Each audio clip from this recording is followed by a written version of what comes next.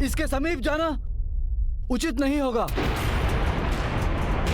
संभव है ये भी इस दुष्ट की कोई माया हो।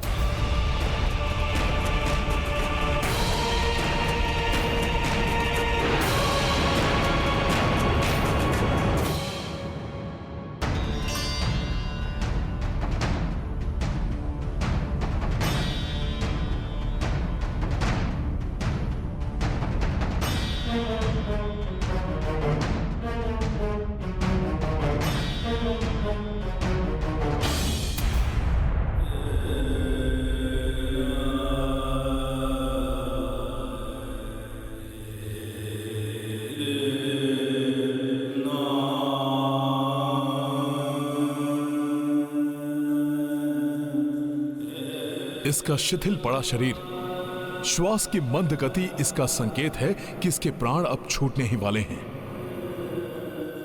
दशानन मरणासन है।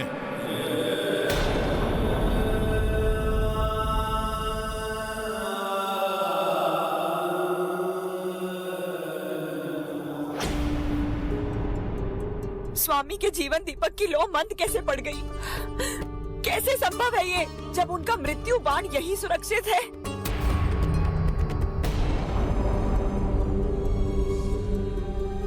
ओम ओम जोम शाह, ओम जोम सोम स्वाहा, ओम जोम सोम स्वाहा, ओम जोम सोम स्वाहा।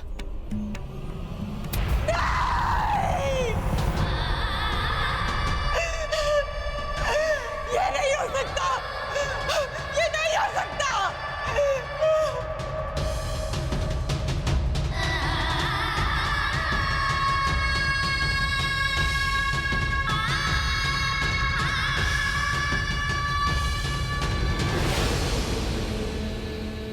अपनी अंतिम सांसें गिन रहा है ये दुष्ट। अंततः धर्म ने अधर्म को परास्त कर ही दिया।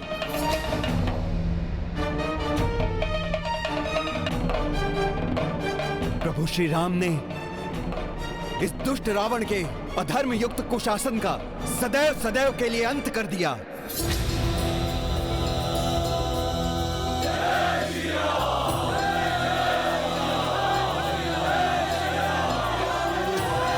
जय श्री राम, जय श्री राम, जय श्री राम।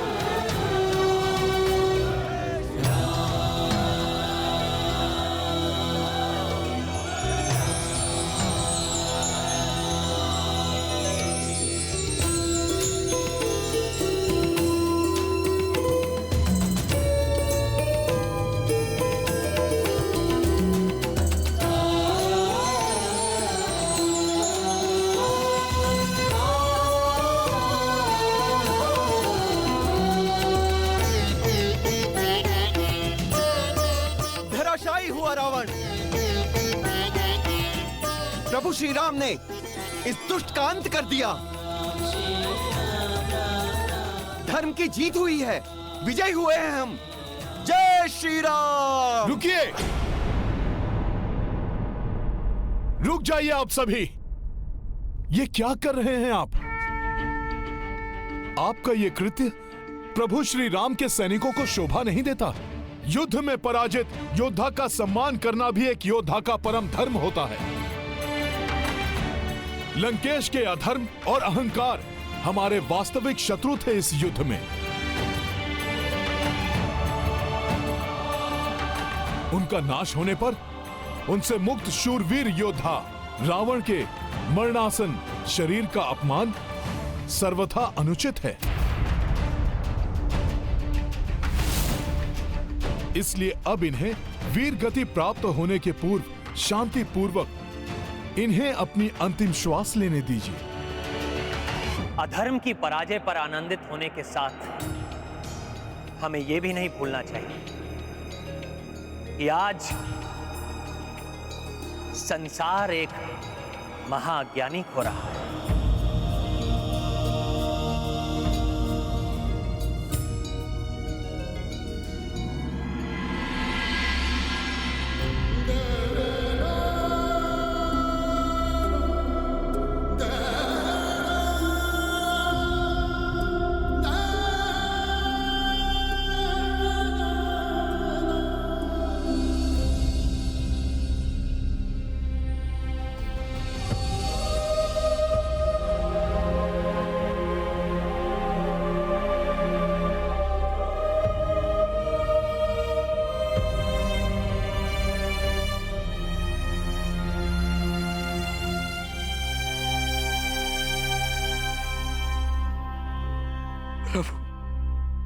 कुछ समय पूर्व मैं इनकी पराजय, इनकी मृत्यु की कामना के साथ युद्ध भूमि में इनके विपक्ष में खड़ा था, परंतु अब मुझसे इनकी ऐसी दुर्दशा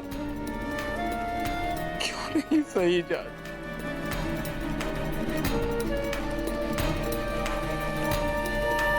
विभीषण जी, जैसा अभी हनुमान ने भी समझाया था, जिसके विरुद्ध आप युद्ध कर रहे थे वो एक अहंकारी अधर्मी है, परंतु अब जिसके लिए आप द्रवित हो रहे हैं वो आपका अग्रज भ्राता है। उनके लिए दुखी होना पूर्णतया उचित है, इसलिए जाइए विभीषण जी,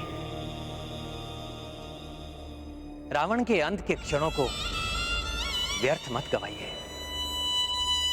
अपने भ्राता के इन अंतिम क्षणों को अपने भ्राता के साथ ही बिताइए।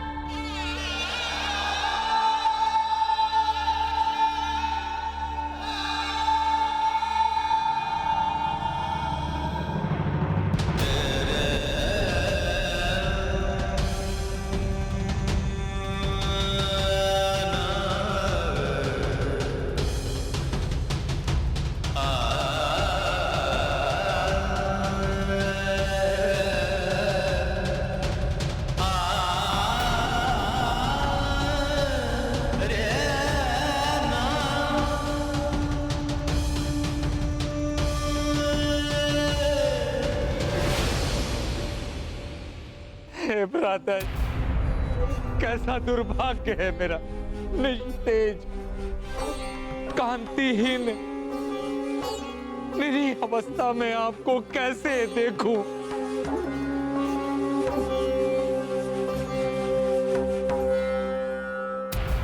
आपको बारंबार समझाया मैंने, परंतु आपको अधर्म से रोकना मेरे लिए असंभव हो गया था।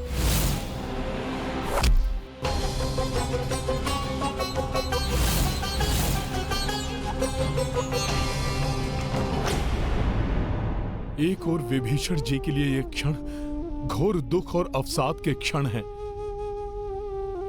क्योंकि वो आज अपने अग्रज को खो रहे हैं, परंतु वहीं दूसरी ओर ये अत्यंत शुभ और प्रसन्नता से परिपूर्ण पल भी है, क्योंकि अब शीघ्र ही प्रभु श्री राम से माता सीता का सुखद पुनर्मिलन होगा।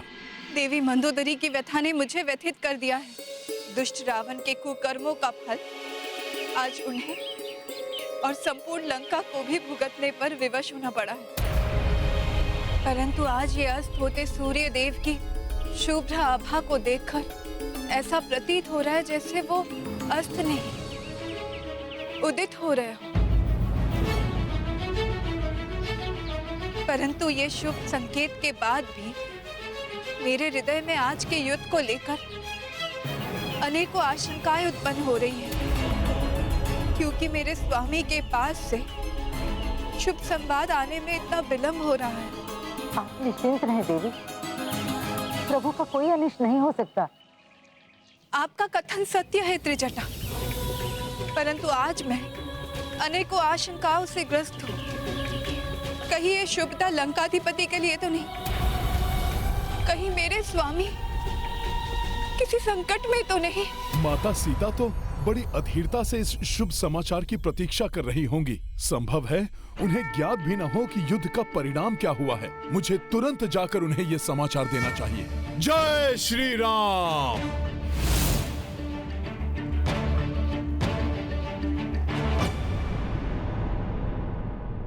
मुझे इसी परिणाम का भय था भ्राता जी। आज आपकी ऐसी दुर्दशा मुझसे नहीं सही जा रही है, नहीं सही जा रही।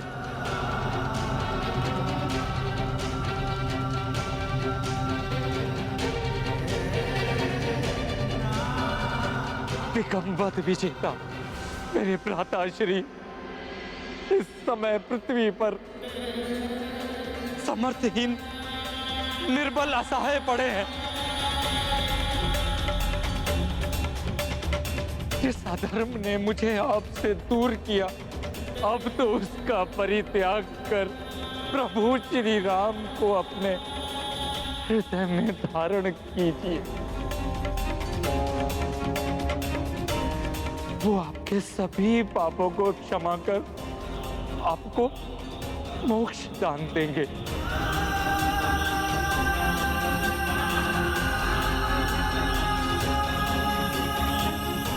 शरणागत वत्सल प्रभु श्री राम के शरणागत बनिए।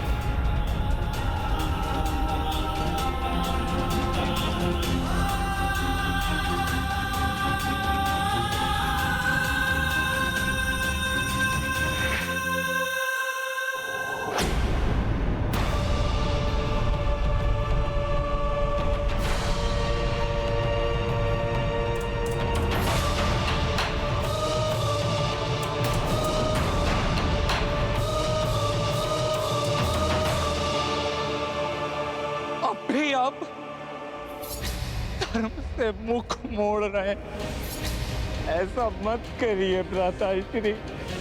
अब तो मेरा कहा मान लीजिए भ्राताश्री।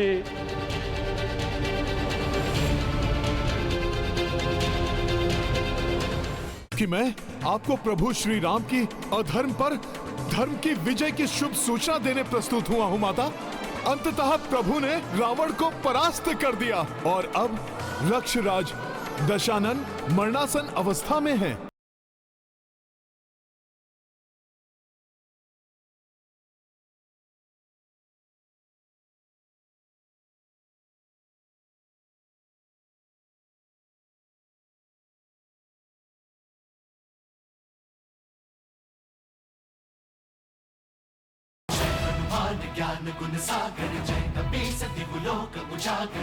अनेकों मायावी और वरदानी शक्तियों का स्वामी अहंकारी हठी रावण विजय प्राप्ति के लिए कुछ भी कर सकता है।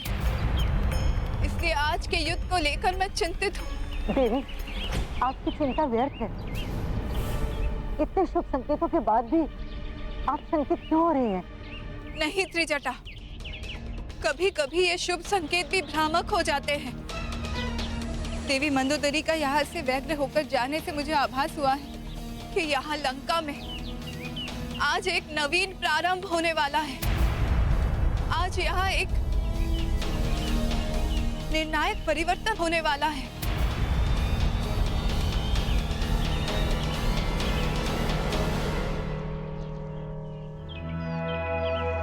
आप सर्वथा उचित कह रही हैं माता।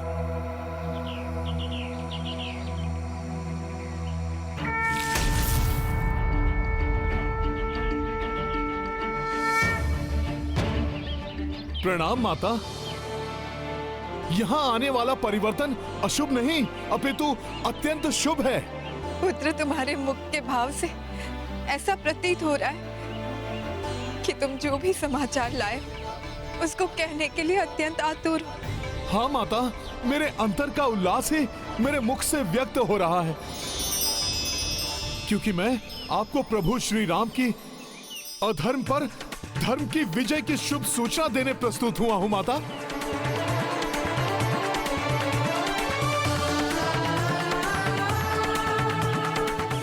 माता, अंततः प्रभु ने रावण को परास्त कर दिया और अब रक्षराज दशानन मरणासन अवस्था में है। माता, फिर आप रो क्यों रही हैं?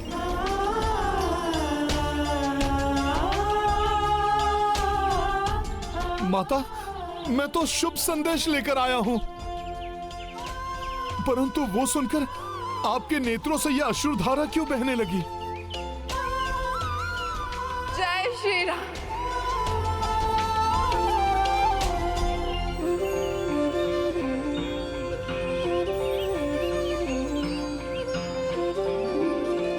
माता, समझा, जो प्रसन्नता आप शब्दों में व्यक्त नहीं कर सकती वो अश्रु रूप में प्रकट हो रही है माता। हाँ हनुमान, नकारात्मक परिवेश में भी भय, संशय और अनिष्ट की आशंकाएं हृदय में घर कर लेती है। अच्छे में भी बुरा दिखाई देने लगता है। कदाचित मेरे साथ भी ऐसा ही हुआ है। मुझे अपने स्वामी के बल पर संदेह नहीं, परंतु हाँ, मुझे ये निराशा सता रही थी जिससे आज मुझे मुक्ति मिली है। मैं अत्यंत प्रसन्न हूँ हनुमान। जाओ लक्ष्मण, राजनीति के महाज्ञाता रावण से महाज्ञान प्राप्त करो।